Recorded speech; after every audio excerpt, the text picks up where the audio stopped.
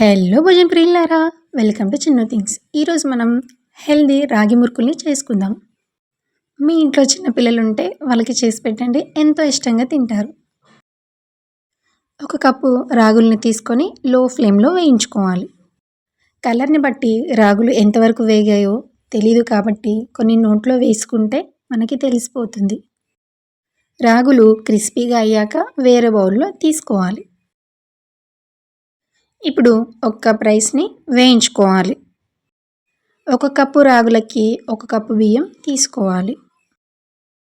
లో ఫ్లేమ్లో పెట్టి బియ్యం కలర్ వచ్చే వరకు వేయించుకోవాలి.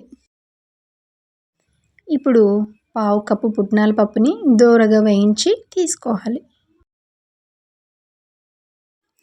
వాటన్నిటినీ బాగా మిక్సీ పట్టి జల్లించుకోవాలి. పిండి అంతా బాగా కలిసేటట్టు కలుపుకోవాలి. ఈ పిండిలో 2 టీ స్పూన్స్ వెన్నని వేసుకోవాలి.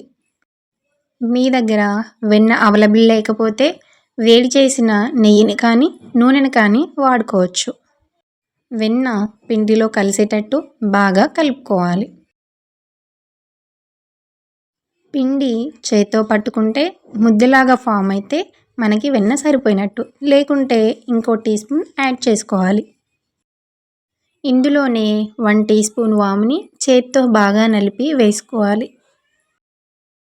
వాము వల్ల మంచి టేస్ట్ అండ్ స్మెల్ వస్తుంది. ఇందులోనే 2 టీ స్పూన్స్ నువ్వులను యాడ్ చేసుకోవాలి. రుచికి సరిపడా కారంని కలుపుకోవాలి. రుచికి సరిపడా ఉప్పుని వేసుకోవాలి. పిండిలో అన్నీ కలిసేటట్టు బాగా కలుపుకొని పక్కన పెట్టుకోవాలి.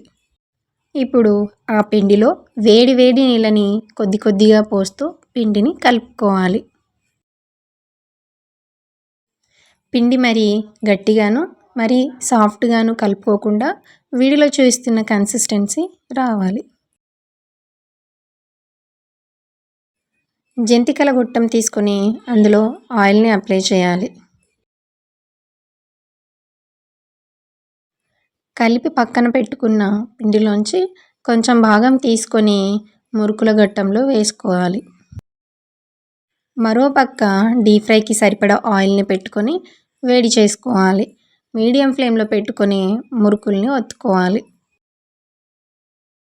వేరే మురుకుల్లాగా ఎంతవరకు వేగాయో తెలుసుకోలేం కాబట్టి కొద్దిగా బుడగలు తగ్గాక ఇంకోవైపు తిప్పుకోవాలి.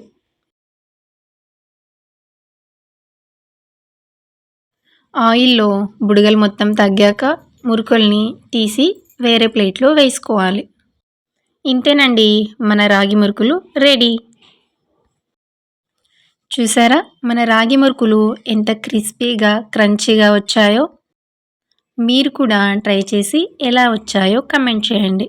మీకు ఈ వీడియో నచ్చినట్లయితే లైక్ చేయండి, సబ్స్క్రైబ్ చేయండి.